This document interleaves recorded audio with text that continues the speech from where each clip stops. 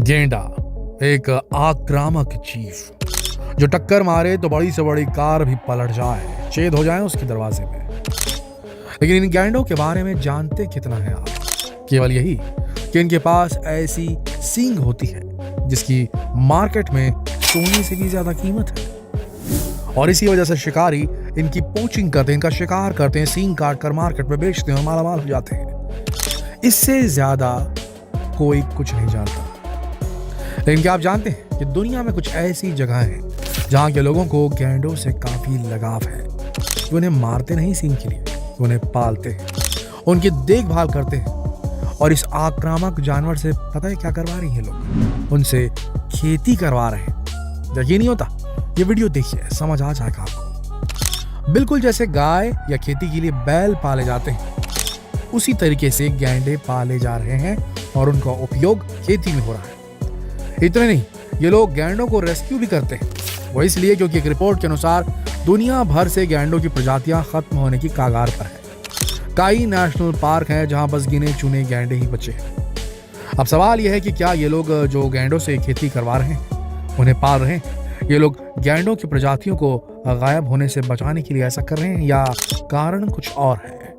आइए जानते हैं इस वीडियो में। वैसे तो आपको बता दें कि दुनिया के अलग अलग कोनों में गैंडों का इस्तेमाल अलग अलग तरीकों से किया जाता रहा है इतिहास में। जैसे कहीं पर इन गैंडों से सामान ढुआया जाता था, तो कहीं पर इन्हें इंसानों को एक जगह से दूसरी जगह ले जाने के लिए भी इस्तेमाल किया जाता था। एक वक्त था जब गैंडों का लोग शिकार किया करते थे। गैंडों को केवल इसीलिए लोग मारते थे क्योंकि उनका सींग काफी कीमती हुआ करता था। मार्केट में इसकी अच्छी खासी कीमत थी, लोग इसे बेचकर बढ़िया मुनाफा कमाते थे। और आपको यकीन नहीं होगा, आपको बता दें कि 1 ग्राम गैंडे के सींग की कीमत 1 ग्राम सोने से भी ज्यादा होती है। जहाँ सही सुना आपने। और गैंडे के सींग का केवल 6 टन ही काफी है आपको अरबपति करोड़पति बनाने के लिए। इसके अलावा असम में गैंडों का ज्यादातर किसान ही इस्तेमाल करते हैं, और ये एकदम किसी घोड़े या ऊंट की तरह ही इन्हें रखते हैं, मतलब पूरे कंट्रोल में।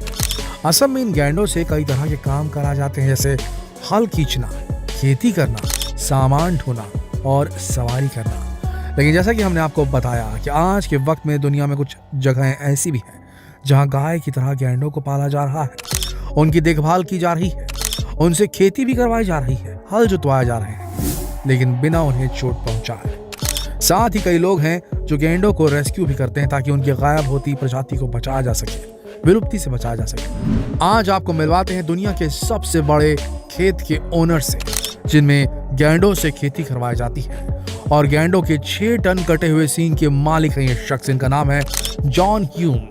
जॉन ह्यूम ने आज तक बाकी क्रूर किसानों की तरह ना ही अपने पालतू गैंडों के साथ कोई ज्यादती की है, ना ही इनको पीट कर उनसे खेती करवाई है।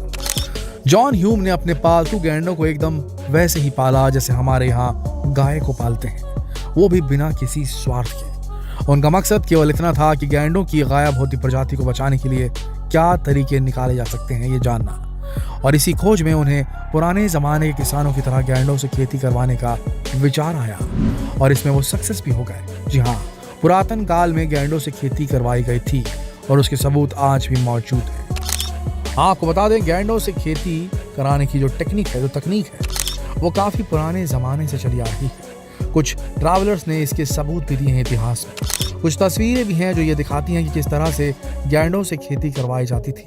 उनकी सींग में और कानों के बीच से मोटी सी रस्सी बांधकर उन्हें बेरहमी से 3 से 4 लोग एक साथ खींचते थे।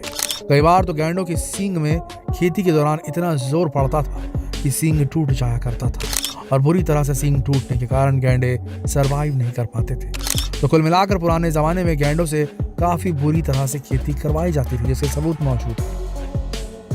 लेकिन जॉन ह्यूम उस वक्त किसानों से काफी अलग है। उनकी मुहिम है दुनिया को गैंडों को लेकर जागरूक करना। इसलिए जॉन ह्यूम को अपने पालतू गैंडों से जो भी सींग मिलती है, उन्होंने उसे बेचना भी जरूरी नहीं समझा। ह्यूम का कहना यह है कि गैंडों को पालना कोई आसान बात नहीं है, ये किसी फुल टाइम जॉब की तरह होता है। दिन भर इनको खाना खिलाना, इनसे खेती करवाना आसान नहीं है, पूरा दिन निकल जाता है। जो भी हो, लेकिन जॉन ह्यूम की माने तो आज की तारीख में अगर गैंडों का अस्तित्व बचाना है तो एकमात्र तरीका यह है कि इनसे खेती करवाई जाने लगे। इन्हें केवल एक जानवर की तरह ना देखा जाए। जैसे हम गायों को पालते हैं वैसे ही किसान इन गैंडों को पाले तो अच्छा होगा। चलिए, ये तो रही गैंडों से खेती करवाने की बात, लेकिन क्या आपको मालूम है कि इंसानों ने अब घोड़ों से भी खेती करवानी शुरू कर दी है। और जिन घोड़ों से खेती करवाई जाती है उन्हें ड्राफ्ट हॉर्स के नाम से जाना जाता है। आज भी कुछ शहरों के लोग ट्रैक्टर की जगह ड्राफ्ट हॉर्स के जरिए खेती करना सही समझते हैं। ये किसानों को सस्ता भी पड़ता है। हालांकि काफी समय पहले लोग घोड़ों से खेती करवाते थे, लेकिन समय के साथ घोड़ों से खेती करवाना बंद कर दिया गया था, क्योंकि लोगों को घोड़े से और भी कई फायदे मिलने लगे थे। लोग इनकी स्पीड और तेजी का फायदा उठाने लगे थे। लेकिन आज के वक्त में एक बार फिर से घोड़ों से खेती करवाना लोग पसंद कर रहे हैं। लेकिन घोड़ों से खेती तभी करवाई जा सकती है जब आपके पास छोटे कम एकड़ की जमीन हो। बड़ी जमीन पर घोड़े से खेती करवाना काफी मुश्किल हो जाता है। एक रिपोर्ट के मुताबिक लगभग 30 एकड़ के खेत में सब्जियों की खेती के लिए घोड़े काफी सही रहते हैं। 2 घोड़े एक साथ लगभग 2 एकड़ के एक खेत में मिट्टी पलटने का काम कर सकते हैं। इतना नहीं, ड्राफ्ट घोड़ों के साथ जुताई, हैरोइंग, डिस्किंग भी की जा सकती है। जैविक कृषि कार्यों के लिए ड्राफ्ट घोड़ों को काफी अच्छा माना जा रहा है। फील्ड लेबर के अलावा घोड़े लॉगिंग के लिए भी इस्तेमाल किए जा सकते हैं।